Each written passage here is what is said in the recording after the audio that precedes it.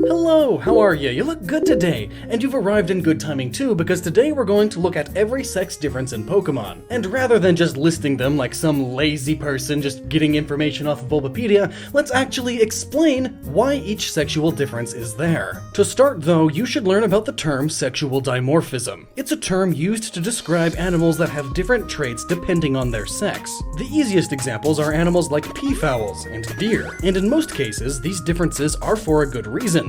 Male deer, bucks, use their antlers to fight each other, and are much more aggressive than the female deer. Peacocks are glorious because they use their beauty to compete and persuade peahens to be their mate. Even humans have a large bit of sexual dimorphism, even all the way down to the bone structure. Not all animals have sexual dimorphism, however, and their only differences would be their sexual organs. And this fact is well represented in Pokemon, because for the most part, Pokemon look exactly the same no matter their sex. But a few of them do have notable differences, so let's begin. Also, we'll be using the sprites or the models from different versions of the games, depending on which ones just make it easier to see the differences. Also, as opposed to going in Pokédex order, we'll be going by category, since many Pokemon share differences for the same reasons. For example, the most obvious category, larger tusks and horns on the males. The male Zubat and Golbat have larger fangs than the females. Rhydon, Rhyhorn, Rhyperior, Goldeen, and Seaking males all have longer horns than the females, but only slightly. Sudowoodo males have larger head branches. Steelix males have extra rocky tooth bits on its jaw. Piloswine males have longer tusks, as do Mamoswine males. Houndoom males have longer horns, Donphan males have longer tusks, and Relicanth have larger jaw guards, almost being tusk-like. The reasoning for these differences is obvious. Just like in nature, the males compete for who gets to pass their genes on and mate with the females. As such, the males are more equipped for fighting than the females, be it through horns, tusks, teeth, or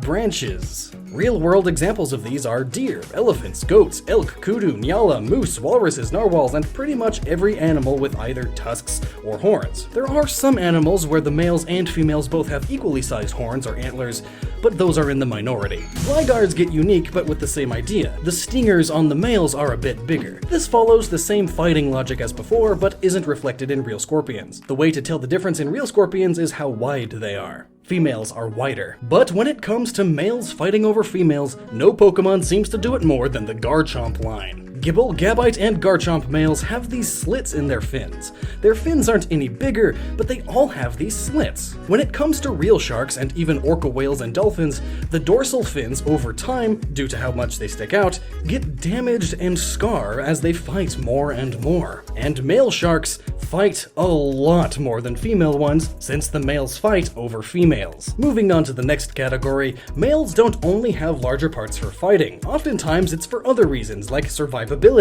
or for showing off how fabulous you are to attract mates. This is most definitely the case for Unpheasant. Males have a pink mask and green marks on their bodies, while the females are brown and boring. This is exactly the case for real-world pheasants too. In fact, this trait is extremely common among our feathered friends. Males strut their stuff to show off why the female should choose him as her mate. Murkrow's head feathers are bigger and stand straighter on the male. Starly, Staravia, and Staraptor males have larger head spots, and while not exactly birds, Sneasel and Weavile males also have larger feathers, as do male Gulpins. And while not exactly feathers, Nuzleaf and Shiftry males have larger leaves, and Medicham males have a larger head bob, which can be seen as a type of plumage, meaning they are there to show off and get laid. Moving on to other parts, Dustox males have larger antennas. This reflects real moths too, especially the Luna moth, the moth Dustox is inspired from. The males have big feathery antennae, while the females just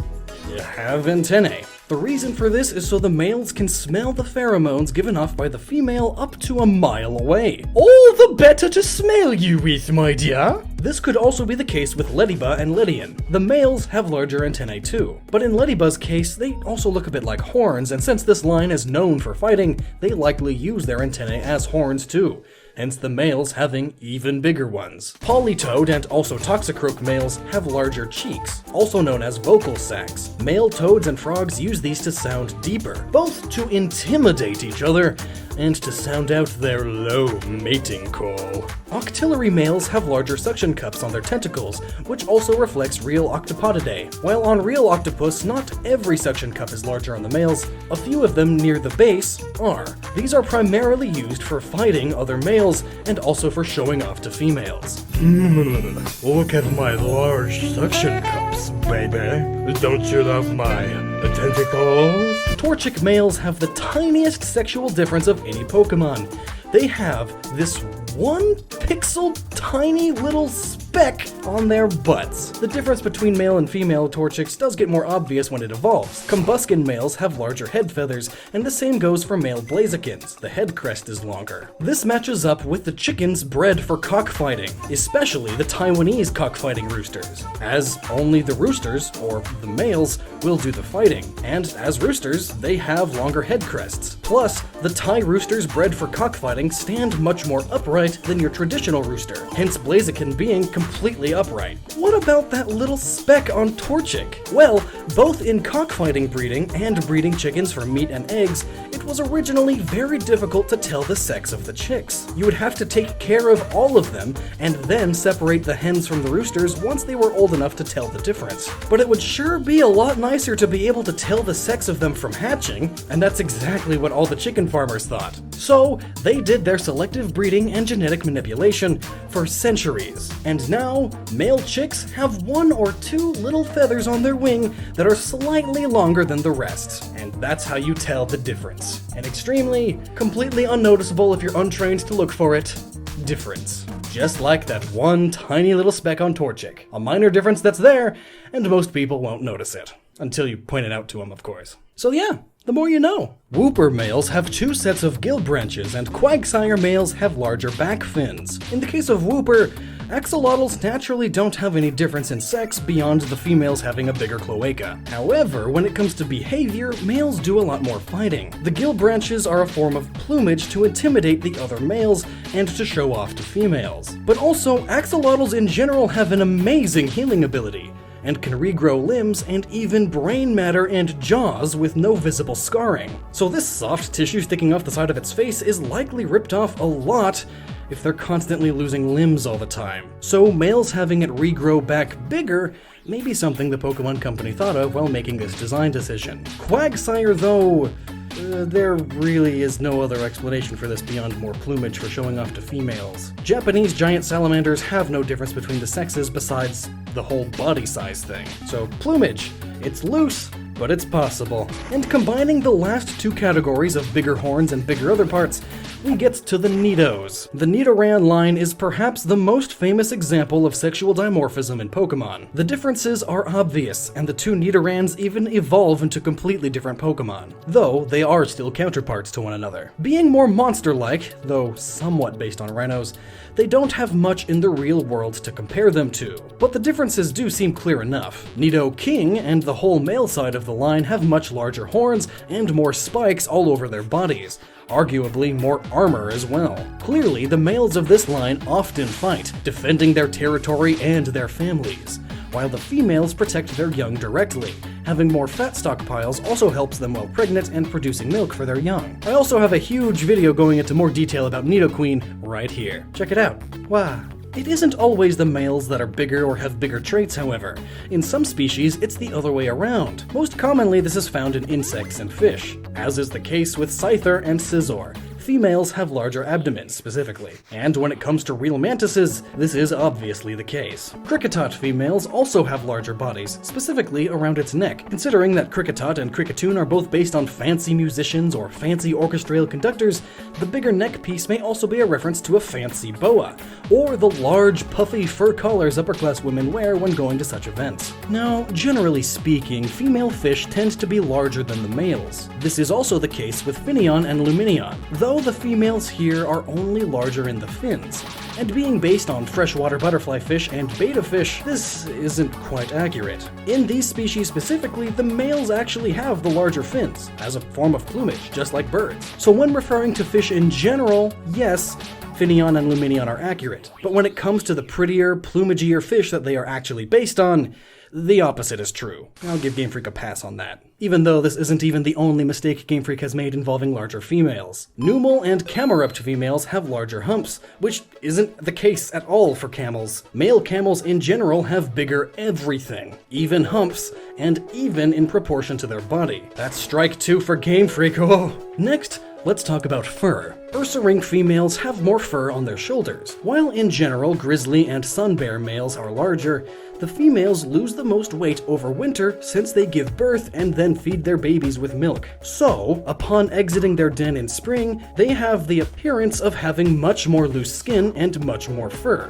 since it flaps about more thanks to their lack of stuffing. Female abomasnows have larger chest fur too. Perhaps this is because of the same reasons. Abominable snowmen are most often portrayed as being ape-like, hence that's what a yeti is, but there are some sightings and some myths that point to a more bear-like creature. This extra fur stuff that may just be conifer pines, we don't really know, may also just be there to simulate lumps of fat stored there, like breasts on an ape.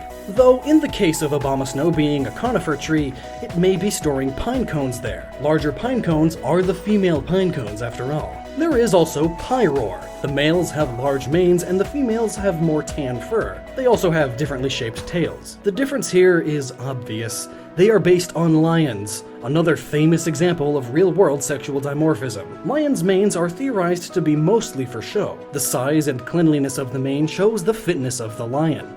If it's good, then other lions will be less likely to attack his pride. Shinx, Luxio, and Luxray males follow the same logic.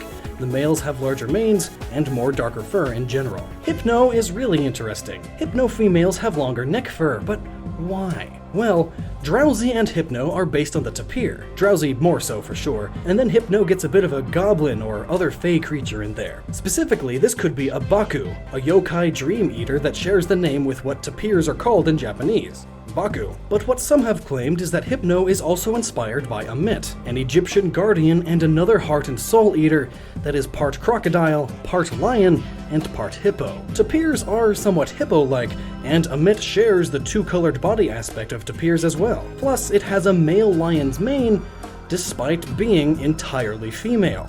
Hence, female hypnos have more neck fur, or manes. Bidoof and Bibarel males have more fur too, but this is a problem. Every species of beaver fits the monomorph classification, meaning there is no way at all, externally speaking, to tell the sex of a beaver, most of the time at least. While nursing and pregnant, you can see the teats on the female. In fact, this monomorph classification would also describe most Pokemon. The extra fur on Bidoof and Bibarel may be trying to insinuate the idea that males are larger, but in nature, this isn't the case for beavers. Strike 3 for Game Freak. And with the third strike comes the end of part 1. Covering the science of all the sexual differences of Pokemon takes an incredibly long amount of time, so I kinda have to split it. So be sure to subscribe and hit that bell to be notified of when part 2 comes out. And until next time, please remember to never stop using your noggin.